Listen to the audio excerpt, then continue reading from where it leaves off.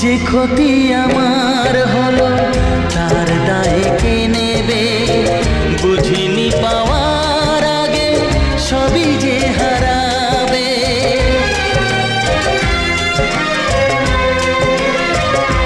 ও যে ক্ষতি আমার হলো তার দায় কে নেবে?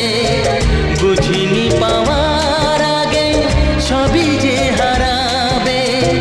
শুধু শুধু কেন দিলে মরণের সাথ ও চাঁদ?